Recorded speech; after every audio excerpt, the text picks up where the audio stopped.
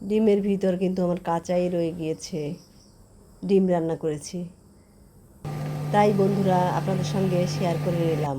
6টা ডিম নিয়েছি, হাঁসের ডিম। ডিমগুলো এভাবে খোসাটা ছাড়িয়ে হলুদ লবণ মেখে ভালো করে ভেজে নিয়েছি। সিদ্ধ হয়েছে, ভাজি করা হয়ে গিয়েছে, রান্না করা হয়েছে। তারপরে আমি দেখাবো ডিমের ভিতরটা কেমন। পুরাটাই কুসুমটা কাঁচা রয়ে গিয়েছে। ডিমগুলো ভালো করে ভেজে নিয়েছি। ওই তেলেই পেঁয়াজটা দিয়ে ভালো করে ভেজে নিলাম। এখন সামান্য মশলা, জিরে, টমেটো সস দিলাম 1 চামচ, আর সামান্য পেঁয়াজ, শুকনো মরিচ দিয়ে মশলাটা, পেঁয়াজটা আমি কষিয়ে নিলাম। এরপরে জল দিয়ে দিয়েছি। জলটা ফুটে উঠলে ডিমগুলো একটা একটা করে দিয়ে দিলাম। অনেকটা সময় কিন্তু আমি রান্না করব, 2-3 মিনিট ধরে। ডিমের ভিতর তারপরেও আমার লালই থাকবে, কাঁচাই থাকবে সম্পূর্ণ। আমার কিন্তু এই ডিমটা খুব পছন্দ হয়।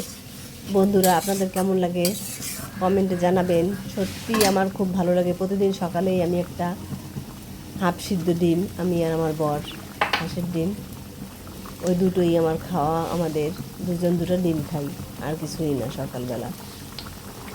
দেখুন কতটা সময় ধরে আমি ডিমটা রান্না করছি। এরপরে সামান্য গরম গুঁড়া আমি দিয়ে দিলাম। গরম মশলা গুঁড়ার সঙ্গে আমার আছে গোলমরিচ, লবঙ্গ বেশি করে দেওয়া, আর আছে এলাচ, দারুচিনি। সমস্ত কিছু দিয়ে আমি ব্লেন্ডার করে হালকা গরম করে ভেজে রেখেছি। এখন একটু নেড়ে চেড়ে কিছু কাঁচামরিচ আমি দিয়ে দেবো। কাঁচামরিচের ফ্লেভারটা আমার খুব পছন্দ।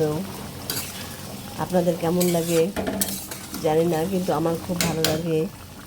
মাছ ভুনা, ডিম ভুনা, যে কোনো ঝোলের সঙ্গে কাঁচামরিচটা আমার ফেভারিট। কাঁচা পাকা মরিচ দিয়ে দিলাম, আর চুলাটা বন্ধ করে দিয়েছি। ওই তাপেই মরিচটা যেটুকুন হবে, আর ফ্লেভারটাও সুন্দর থাকবে, ছিটাও থাকবে। ডিমটা কিন্তু আমার হয়ে গিয়েছে রান্না। এখন নামিয়ে নেওয়ার পালা। একটা একটা করে নামাতে গিয়ে পরে আবার পুরোটা একই সঙ্গে নামিয়ে নিলাম। দেখুন কালারটা কেমন হয়েছে, বেশি লাল হয়ে গিয়েছে টমেটো সস আর শুকনো মরিচের জন্য। দেখুন পুরো ডিমটা কাঁচা। ধন্যবাদ সকলকে, ভালো থাকবেন।